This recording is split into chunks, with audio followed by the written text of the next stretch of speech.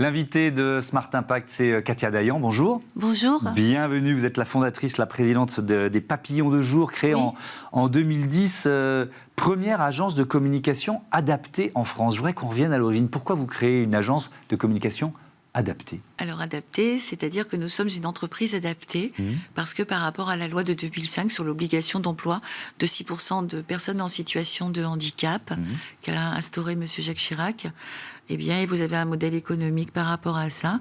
Vous avez tous les centres de travail, CAT, ESAT, et des entreprises commerciales qui sont des entreprises adaptées. Une entreprise adaptée, elle a l'obligation d'employer. Alors au départ, c'était 80% de salariés en situation de handicap, et c'est passé aujourd'hui à 50% de salariés en situation de handicap. Vous faites ce choix, qui est un choix de structure. C'est vraiment la structure de l'entreprise. Oui. Pour une agence de communication. Oui. On vous a regardé comme une extraterrestre quand vous avez lancé Oui, tout à fait. Oui. En fait, j'avais besoin de parler du handicap invisible et j'avais besoin de casser les tabous. Bon. Et je me suis dit, la communication, c'est un métier aujourd'hui, et c'est vaste, et c'est vraiment beaucoup de compétences à travers tout ce que l'on peut faire dans une agence de com, et d'être en situation de handicap, d'être handicapé, à un moment donné, ne veut pas dire qu'on n'a pas de compétences. Donc on est tout à fait capable aujourd'hui de faire des créations dans une agence de communication en étant en situation de handicap. Donc j'avais vraiment besoin de créer un modèle économique qui n'existait pas dans le sens où l'activité d'agence de communication 360 n'existait pas. Et du coup, ça fonctionne parce que tous les salariés qui sont en situation de handicap chez moi sont tous des personnes qui ont, au-delà du handicap, des professions et des métiers, des vrais métiers. Alors encore plus aujourd'hui parce que on est sur l'IA et sur les nouvelles technologies. Donc ce sont des personnes qui aujourd'hui font déjà le métier qu'elles aiment, que ce soit des motion designers, des attachés, des journalistes, des créas, des infographistes, des web designers, des développeurs aussi. Voilà. Et donc du coup, depuis plus de 14 ans maintenant. Ça passe vite. Les papillons de jour, voilà, ça fonctionne. Et avec le temps, on s'est aperçu que oui, c'est pas parce qu'on est handicapé qu'on n'a pas... Bon, on n'a pas de compétences, en fait. Mais bien sûr, je dis, mais bien sûr. C'est juste lunaire, en fait. Mais oui, c'est lunaire, sauf que vous avez été confronté à ça. Ah oui au scepticisme, peut-être. On n'en parlait pas avant. Non, mais je parle de votre rapport aux clients.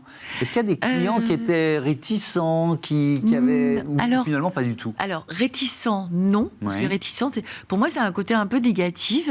Interpellé, oui. En revanche, interpellé en me disant, vous êtes une entreprise adaptée, on va vous faire travailler. Donc pour nous, c'est le moyen de justement se soustraire à cette obligation d'emploi, à cette amende. Il y avait aussi pour vos clients le fait de respecter la loi. Voilà, de respecter la loi, donc de créer de l'emploi indirect, mais c'est surtout, les entreprises adaptées, c'est vraiment un modèle sur des tâches chronophages, redondantes, on est rarement dans le créatif ou dans l'intellectuel. Voilà, c'est ça, pardon.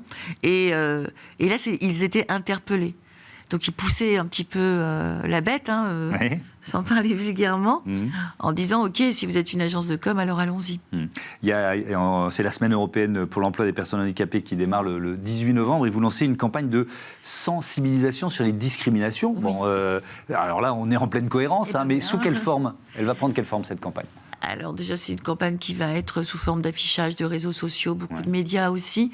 Parce que du coup, au bout de 14 ans, c'est un constat. Nous, notre particularité, c'est sensibiliser, créer des campagnes de sensibilisation dans les entreprises. Parce qu'avec le temps, les clients nous le demandent, grandes entreprises ou petites entreprises.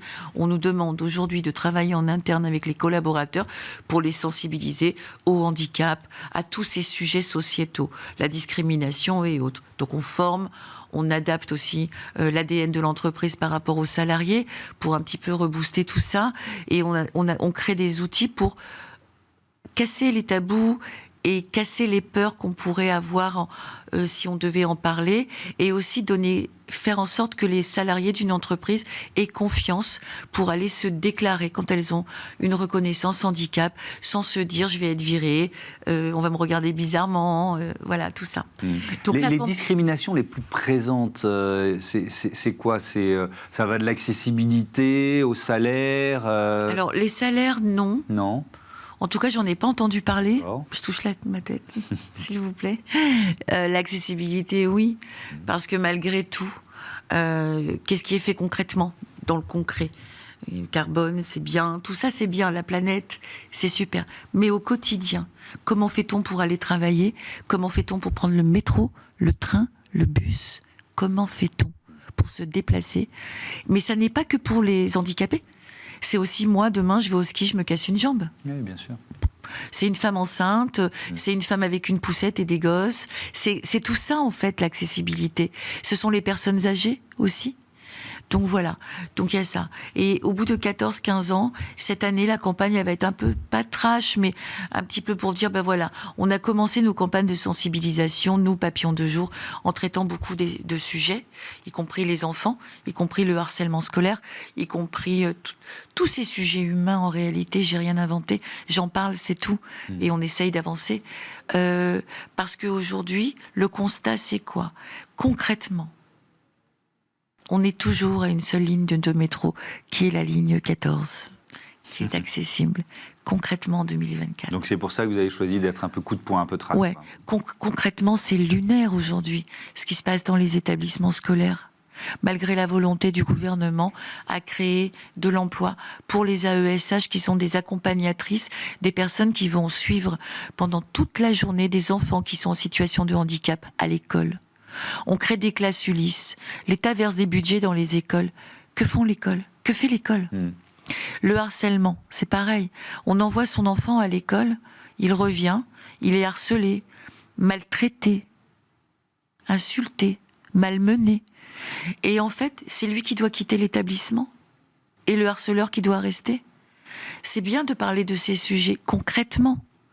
Concrètement, qu'est-ce qui est fait? Alors, il y a quand même une amélioration, si j'en crois. Alors, on ne va pas être négatif. Voilà, notamment sur l'emploi, 12% je vais donner ce chiffre, 12% des personnes en situation de handicap au chômage en 2023. Alors évidemment, il y a deux façons de voir ce chiffre.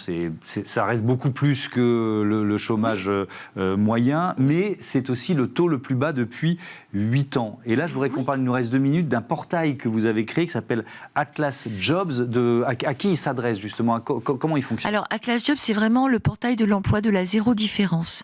C'est un portail où toutes les personnes peuvent s'inscrire. Voilà, demandeurs d'emploi, en situation de handicap ou pas. Et du coup, c'est un portail qui va accompagner et l'employeur et le futur salarié dans un accompagnement très spécifique, parce que le RH aujourd'hui ne sait pas forcément comment, ou n'a pas le temps, où on explique, on forme le RH comment aujourd'hui recruter une personne qui va être en situation de handicap, tout en gardant ses objectifs. Voilà. Et le salarié à pouvoir parler en toute transparence de son handicap, parce qu'il a des compétences, parce qu'il a une fiche de poste, parce qu'il a les compétences pour travailler dans ce poste, et que son handicap ne va pas être un frein à son emploi. Et cette évolution sur le marché de l'emploi, vous le ressentez vous aussi? Oui, il y a beaucoup d'efforts qui ont été faits, parce qu'il faut rester positive.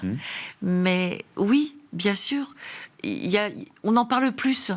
On frappe, on tape sur la table, on parle de handicap invisible, on parle de compétences intellectuelles, on parle de maladies auto-immunes.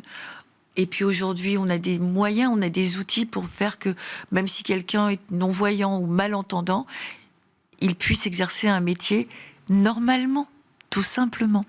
Donc voilà, en fait. Merci beaucoup, Cathy Laillan, et à bientôt sur Merci beaucoup. Be Smart for Change. On passe à notre débat. 2 femmes scientifiques à l'honneur.